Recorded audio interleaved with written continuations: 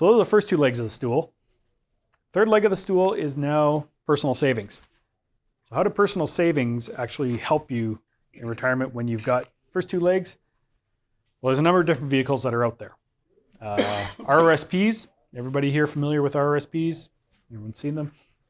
So that's an account you register with the federal government that you use to save for retirement. That's where you store your other savings, retirement savings. Contributions, as you probably are aware, if you've made RSP contributions, they are tax deductible. The savings grow tax-free until you withdraw them. So the investment return you get is all tax sheltered until the point where you start to take the money out of the RSPs. And spousal RSPs can reduce your taxes in retirement. So if you actually make contributions, but you make it to a spousal RSP, it's in your spouse's name. And so instead of, for example, myself putting all our money into my RSPs and suddenly I have $100,000 at retirement, if I split it and both of us have $50,000 in the account at retirement, because we get taxed separately at a lower threshold, we can actually reduce our taxes that way. So if you have an individual who's a high income earner and one that's a lower income earner in your family, then spousal RSPs are a potential way to reduce some of the taxes when you get to retirement. The maximum is up to 18% of your prior income plus, so it's up to $26,500 plus any unused room from your prior years. The unused room can be found on your T128 that you receive in your filing. So we're getting really into the weeds here with the tax filing forms, but it's always everybody's favorite part. But the one thing you do need to be aware of is that because you participate in a pension plan, you get what is called a pension adjustment on your T4. That pension adjustment actually reduces your contribution room in your RRSPs. Because the way the Income Tax Act works is that everybody has 18% of their total income to contribute to retirement in one form or another. The pension plan qualifies as one portion of that retirement. So the amount that you get in terms of the accrual each year from MEB, and you'll see that pension adjustment on your T4 going in every year, reduces your RRSP room. So if you don't actually have 18% because it's reduced by the amount of space that the pension plan takes up. Okay. So again, check your T128, 1028 because it will tell you how much room you have.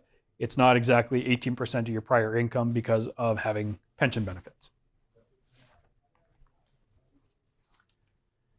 Other features for RSPs, the year you turn 71 is your last year to contribute. So similar to your pension plan, everything else, you have to start drawing it down at age 71. The year your spouse turns 71 is the last year you can contribute to their RSPs. So a spousal RSP, if you have an age gap, you can still contribute to your spouse's RSP for a couple of years. And you must convert them into some sort of income by age 71, and we'll show you a couple of options that are there. TFSAs. So this is the newer of the savings vehicles that people are more familiar with.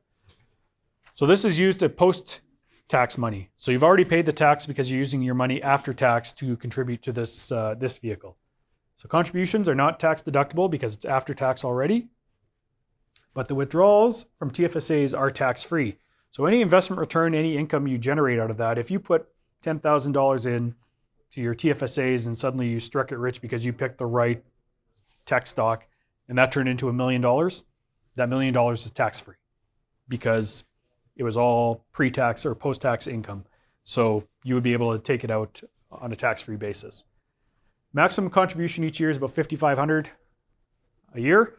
Your space grows year over year because unused contribution room can be used in later years. So it continues to grow. So if you haven't contributed to your TFSAs, you do have the additional room to put money in because it continues to accumulate.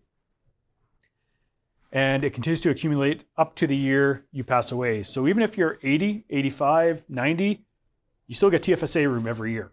So you can always put money into TFSAs as long as you want, as long as you're alive.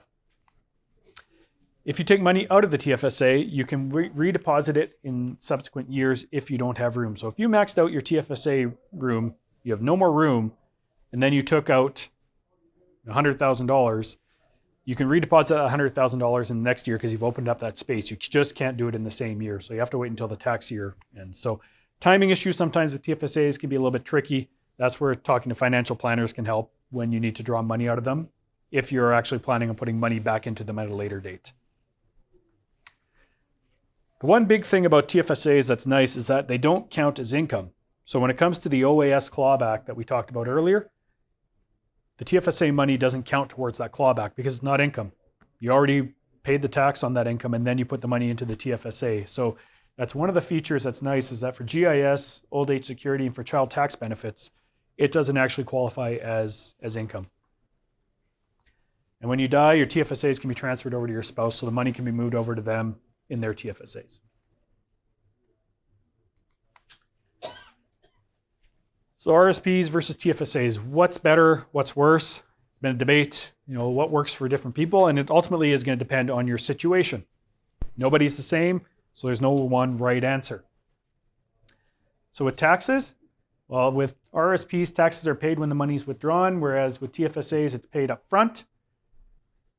Tax deduction, you get it reduces your income in the contribution year versus TFSA not deductible. So if you're a high income earner, RSPs, if you want that tax deduction because you can reduce your income, that might be preferable. If an individual is in a lower tax bracket, sometimes a TFSA is better because the tax impact, it really isn't as significant for them.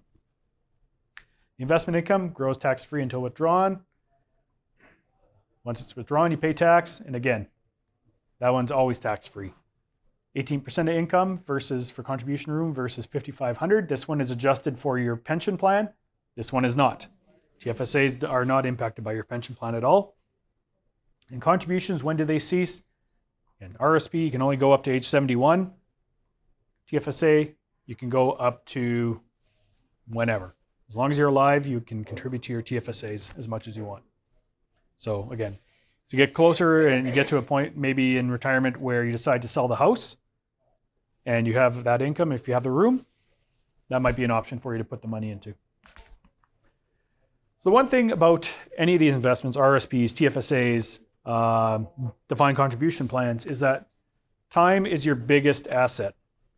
And so life, lesson for your kids when you tell them to save early and save young, or for other workers that you have that are entering the workforce, it can be difficult to save money early, but it can save you a lot of work in the end, even if it's just a small amount. So if we took a 30-year-old, a 40-year-old, and a 50-year-old, and we said you're going to contribute, $1,000 a year for 10 years, and then you're just going to stop. We're only going to put $1,000 a year in for the first 10 years, and then we're not going to worry about it. So if the 30-year-old does it, and we assume it grows at 6% a year, by the time they hit age 65, that $1,000 a year ends up being $60,000 because it's had a longer time for investment return to compound on top of each other. 40-year-old, that same $1,000, well, you're only going to get about $35,000 out of it. So, it's almost half of what the individual would get as a 30-year-old if they put the money in. And if you're a 50-year-old and you start to save, it's tough, right? And unfortunately, that's the biggest challenge with retirement planning, is that a lot of people, because we all have mortgages to pay, we all have finances, you have families when you're young, you have, whether it's student loans, it's tough to find money to save in retirement. And so you start saving at the end. But when it comes to investment return, you don't have the same amount of time. So it becomes very, very difficult to get what you need out of retirement, because you're sort of scrambling to save at the end, and you don't have the effect of time to make the money grow. But that's why for younger individuals it's important. This is also why with the pension plan that you have with MEB, it's important to have all that money pooled together, because you've actually got 40 years of investment history behind you with the plan from when it was first established to where it is now. So even the money that was put in the contributions in the 70s and the 80s, the investment return is compounding on that. And that's giving it the enhancement and building it up so that it can provide for your benefits, and even with your contributions going in. 80% of your pension is funded by investment return. So, and that's generally how it goes with pension plans, is because you have this long-term time horizon, this long-term view, and you're all collectively contributing together, including people that have retired that have put money in. That's how you get your money out of it. And the investment return is all the effect of this compound return. That all works perfect as long as the stock market doesn't crash. It all works perfect all the time. Yeah, you're going to have hiccups. Last year was a hiccup, but that's also why you diversify a portfolio so that you don't put all your eggs in one basket, right? So, and there's going to be times like that, but You return 200% in the 4 years before that, so it's give and take. Yeah. I've heard where you can contribute to your pension from your RSPs a proportion. Does that make sense at all? You can contribute to your pension from your RSPs. Yes. You can Your municipal pension.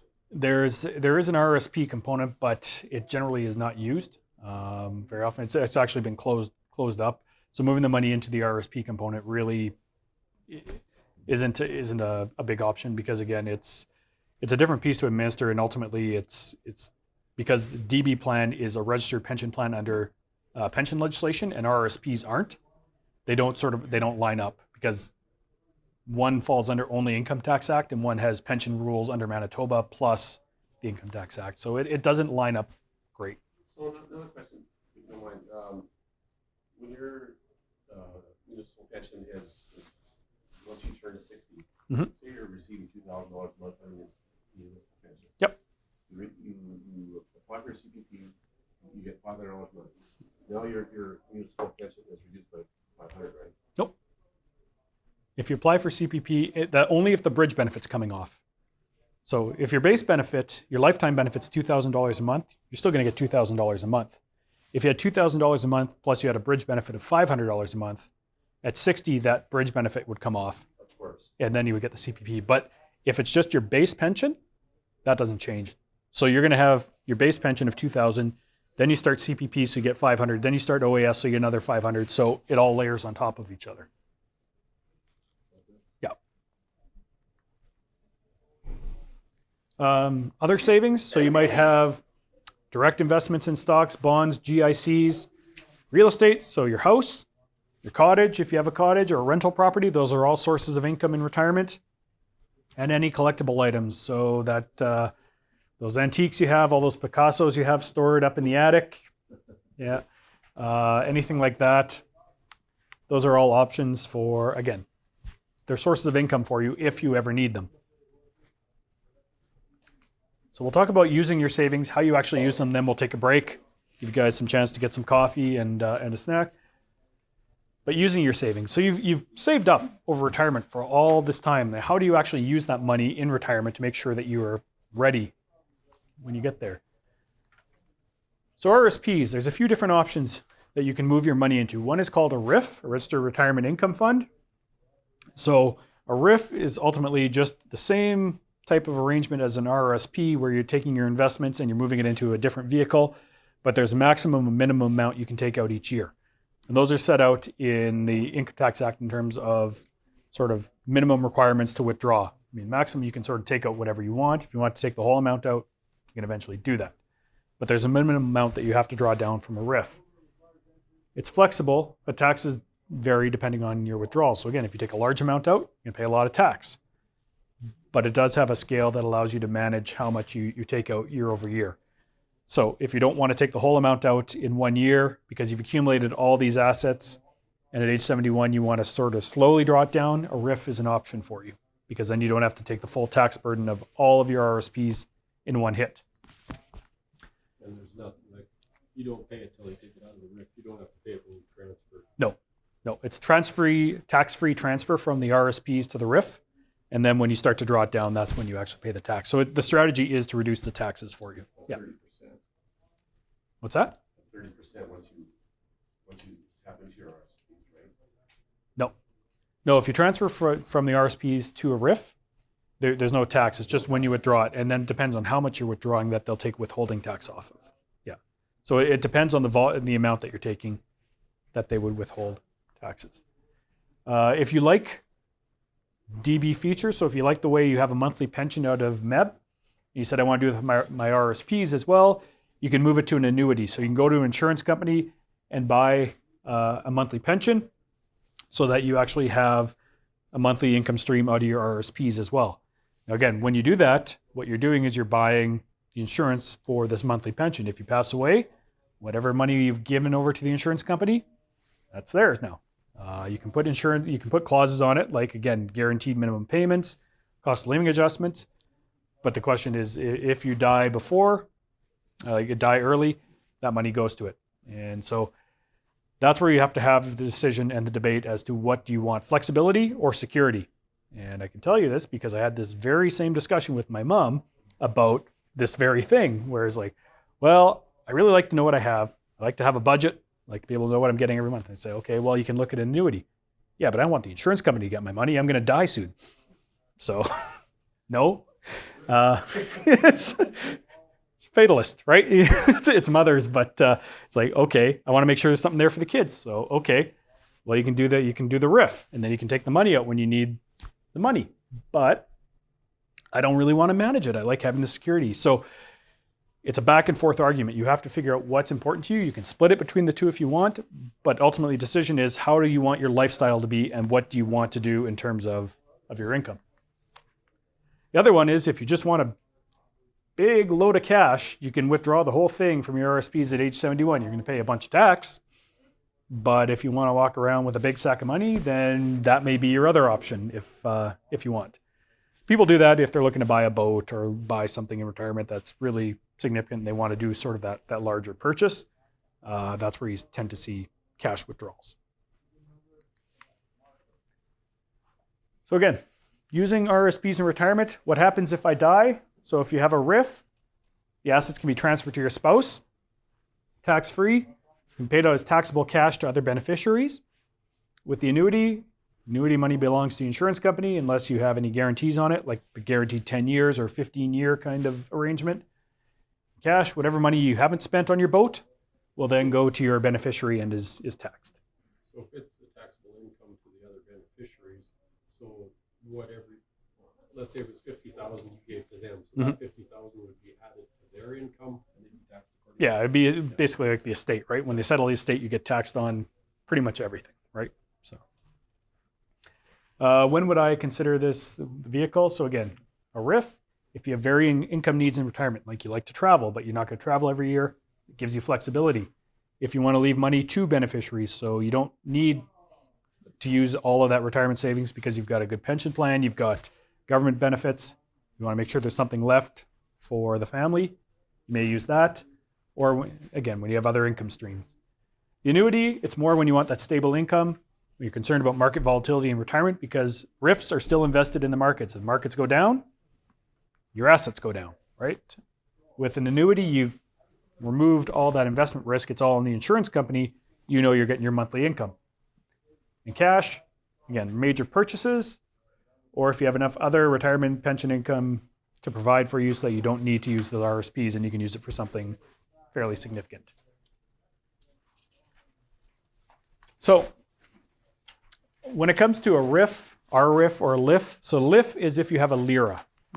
So if anyone here has worked for somebody other than MEB and moved their money from a pension plan into a locked-in retirement account, a LIRA, which I talked about earlier, it would go into what is a LIF. A LIF essentially works the same way as a RIF. It's just because it's retirement income money, it goes into a locked-in account versus a registered account, registered RIF. Okay? But they all ultimately operate the same way. So you go to a financial institution or an insurance company, you move your money over from your RSPs or your LIRA. You got to do this by age 71, and then you can start whenever you want. So RIFs can be started at any age. LIFs must be started within 10 years of normal retirement from the original plan date. So when I talk about age 55, in most cases, that's when a LIF can be started because normal retirement is 65 for most plans. RIF, you could start it anytime. Doesn't really matter when. You can start it earlier if you wanted to. But again, you're going to start having to take income out of your RIF. So there's minimum withdrawals. LIFs have a maximum and a minimum withdrawal. So LIF has got a band, a RIF, because it's your RSPs. You can take it all out at any point in time, but there is a minimum that you can take out. The annuity, here's the approach to go for if you want to buy an annuity, you go to an insurance company.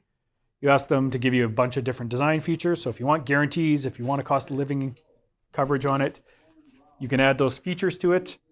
You can go through an insurer to get a direct quote, or if you have a financial planner, they can take it to multiple insurers and try and find you the best quote depending on what they're willing to price it at. And then you transfer your LIRA or your RSPs over to the insurer and you start receiving your monthly pension. That's basically the process for the annuity. Again, all of these steps, it's best to have a financial planner with you, somebody that'll work with you to walk you through all this stuff. But it's important for you to know how to get there and what needs to be done, because it's not just I want to start an annuity tomorrow, let's go get this done. All of these things take time, and there is a process to them. All right. Other income in retirement. So you've already taxed on TFSAs. There's no minimum withdrawals. And again, it's not considered taxable income for OAS, so it doesn't affect your clawback bill. A LIF. So a LIF is a locked, maybe converted to a locked-in retirement fund. Essentially the same thing. Government used to have a whole bunch of different definitions. They had LRIFs, they had LIFs.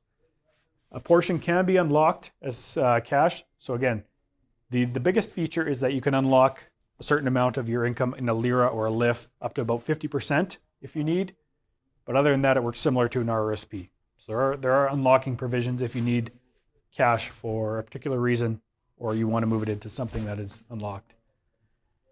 And then other savings, really it just depends on when you use them, and you're going to have to declare them as income. So you sell stocks or rental property. Sell socks, yeah. If you're selling socks in retirement, then you probably didn't save enough. Yeah. I feel like it's like Al Bundy selling shoes at this point. So stocks and real estate, you'll have capital gains when you decide to sell those things, but there's flexibility in when you get to use them.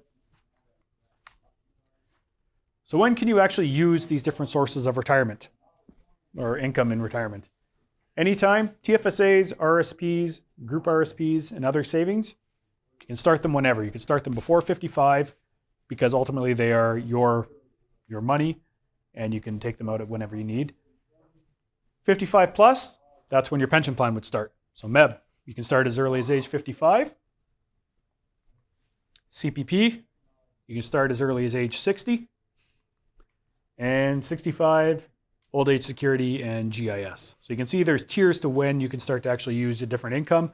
It also helps you to plan as to how you're going to source your retirement at different points in time. If you're 55, well then really you're going to be looking at using those TFSAs or RRSPs to supplement your pension plan until CPP kicks in or until OAS kicks in. So there's a process that you can use to figure out when you might want to use your different sources of retirement depending on what's available to you.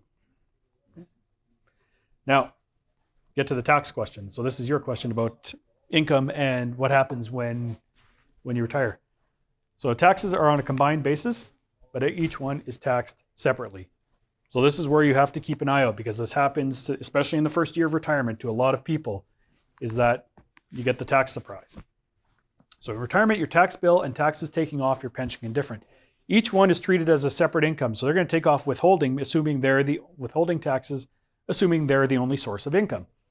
So if everything is thinking it's the only source of income and it's only $10,000 to $15,000, it's a pretty minimal tax bill. When you start to add all the pieces up, though, you start to hit other tax brackets. And that's the challenge, is that most assets aren't going to be, because they don't know about all the other pieces you have, your total income for the year becomes a challenge. And so you kind of have to know what you have in total income for the year, because you're going to have to put money aside for the tax man. And I'll show you why. So if we take this as an example, so say you get a MEP pension of $2,500 a month, you got your CPP, you're getting $800 a month, and OAS is $400 a month. And you decide to make an in-year RSP withdrawal of $15,000. And all of them decide we're going to take it off at the withholding tax rate of 10% because they're all under $15,000, $25,000. Well, your total income for the year when you combine all those things is just under $60,000. The taxes you actually paid through the year, because you only paid 10% on all these things, is about $5,900.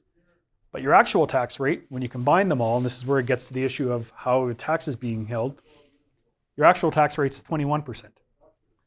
So, at the end of the day, you file your taxes for the year, and suddenly you see you have a tax bill of another $6,500 from last year that you need to pay off. That's 2.5 months of your pension that you're basically now having to put back towards taxes next year. So be very careful in the first year about making sure you can estimate how much you're getting in terms of your retirement income, especially if you retire mid-year, because you've had income from work for 6 months, and anything you start to draw down on with pensions and other things, you got to combine that work income too. So if you're suddenly at $100,000 because you worked for half a year and then you start drawing on all these other pieces, you're getting taxed at $100,000, which is was it a 45% tax rate versus 10%? It can be pretty significant. It happens. I mean, there's a number of trustees that are retirees on different plans that we work on. And the story's the same. It's like, yeah, that first year really shocked me because I forgot about all the different tax bills that I had, and you end up having to pay tax. So in your first year of retirement, especially when you're planning, watch out for that tax surprise when it comes to income. That taxation doesn't change, like that's just dollar value, it means nothing, right? Age means nothing. Yep. Now there are ways you can reduce it, and we're going to talk about how you can split some of that to reduce the taxes. But in the end, tax is tax, right? It's your total income, and they're going to say this is how much you owe us. So in this case, you could reduce that 21.2%. Yep.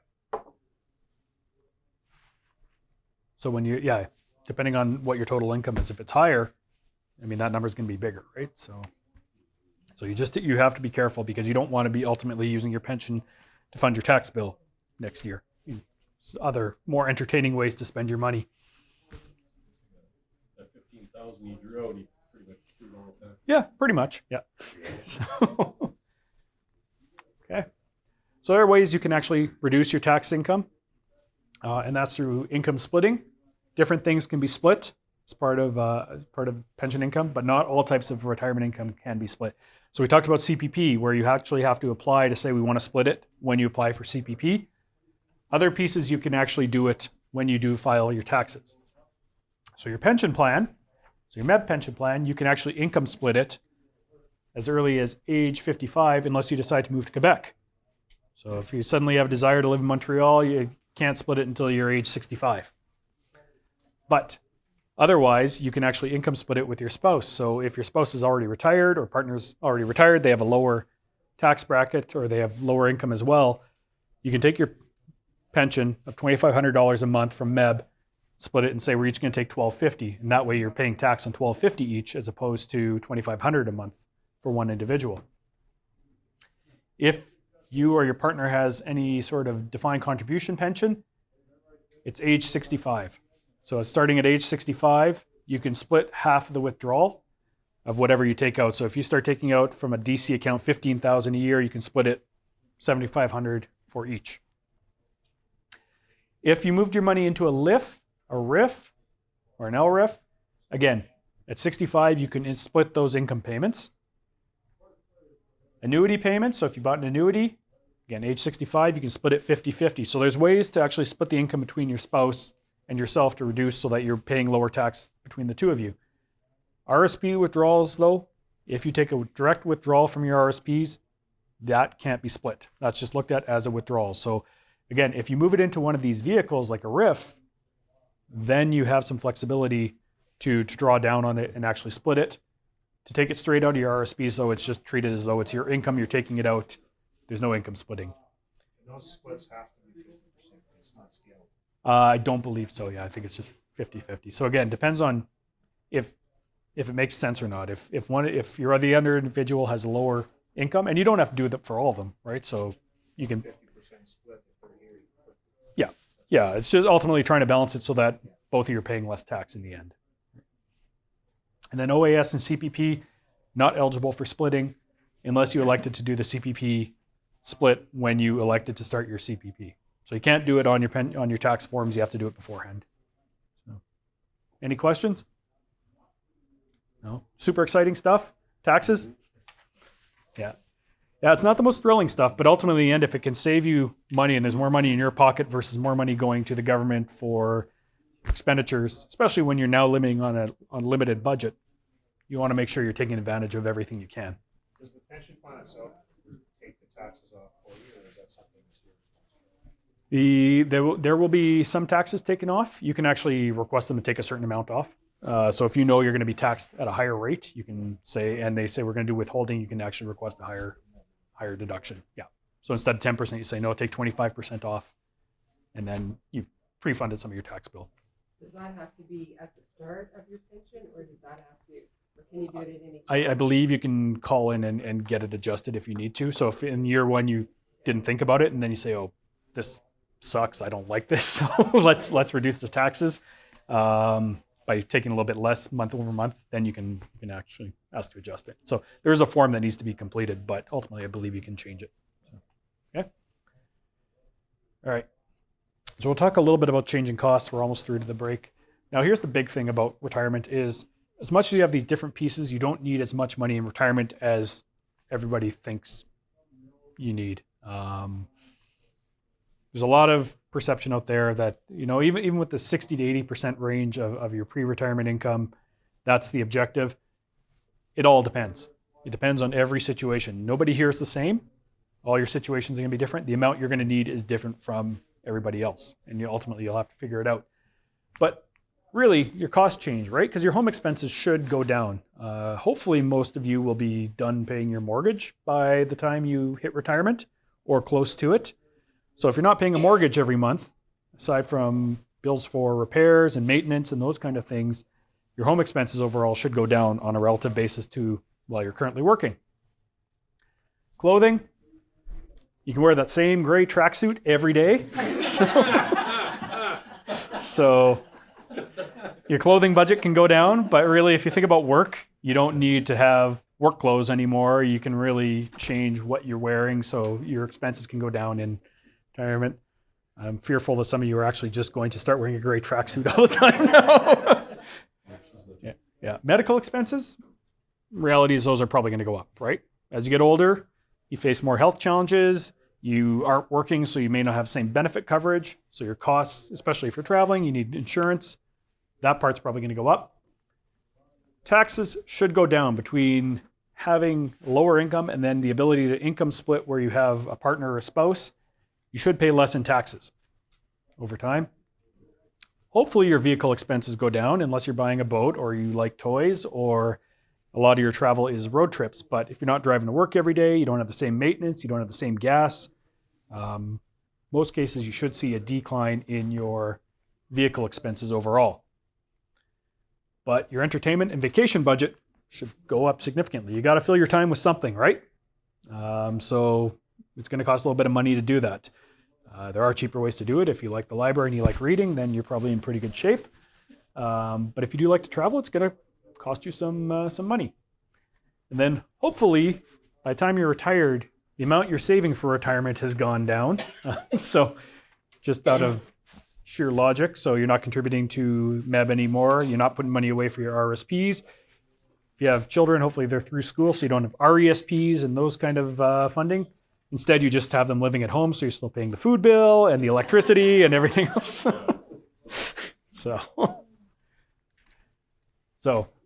But you can look at all of these pieces and say, okay, what do we expect to change? What do we think is going to change in terms of our income?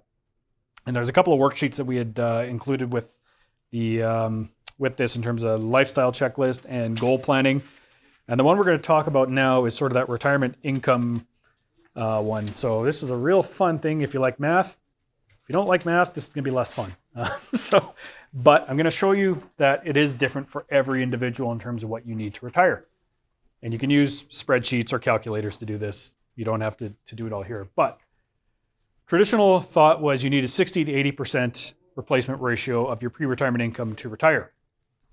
But we're all different, right? So right now, our family is a family of 4, 2 kids, got 1 income, right? And so how we're living in life is basically 1 income for 4 individuals. If you're dual income, no kids, your lifestyle is going to be very different from my lifestyle, right? If you're a single individual, again, different lifestyle. If there's 2 of you working, but you have 6 kids and they're young, your lifestyle is different. So this living standard replacement ratio looks at what's your income, what are you paying in taxes, what are you saving, and how much do you spend on housing? And then it takes that and it sort of applies it across the family. And what we have is, when we have the 1/2, that's essentially the square root of the number of family members. So if you have 4, it's 2. If you have 1, it's 1. If you have 3, I put the number on the spreadsheet so that you can actually see it instead of having to figure it out. I think it's about 1.71.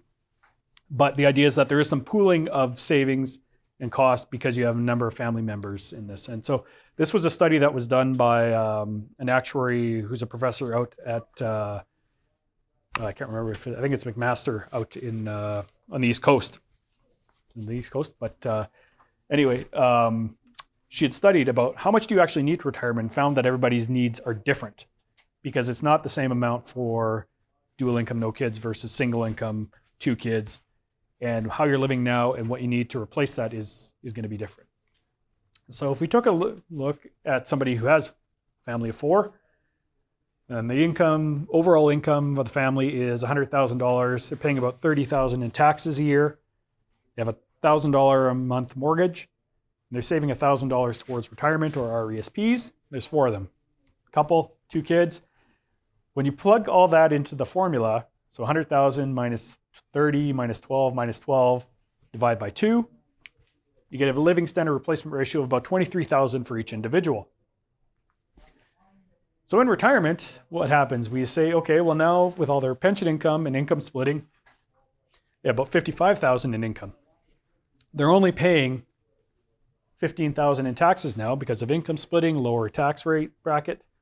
Mortgage is paid off, not having to save, and they actually got 1 kid out of the house because let's be realistic, both would be a dream, but it's not happening. So we're down to 1 kid.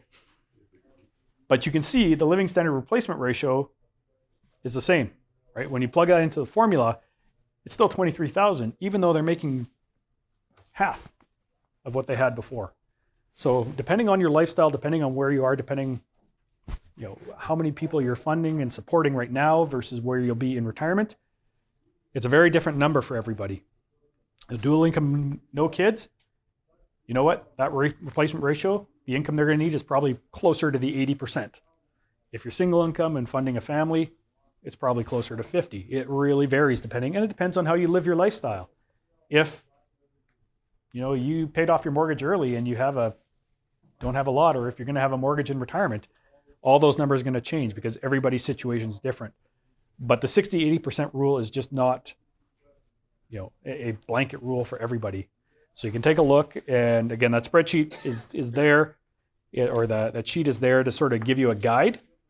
It's a discussion point. It's not an absolute, but it gives you an idea of really, are we on the right track? Because I don't want people coming out of this thinking we all need 80% of our retirement income, or pre-retirement income, to be able to retire properly. It's not the case. It's if you're comfortable with how you're living now, can you live that same living standard in retirement, and how much do you need to do it? If you want a better living standard, then yeah, you probably need a little more income. But if you're comfortable, you're happy with where you're at, and you're able to sort of do what you want to do, that number can be very different. That make sense? Yep. Okay. So last slide before the break, and this is not the retirement plan we're trying to suggest to you. So I'm glad that you are here, trying to learn a little bit in advance. Hopefully, this is not the solution. I mean, lottery is a solution for a lot of people, or the hope of the lottery is a solution for a lot of people, but reality is planning, knowing what you have, strategy, managing your taxes, all those pieces are important and can actually avoid this type of situation.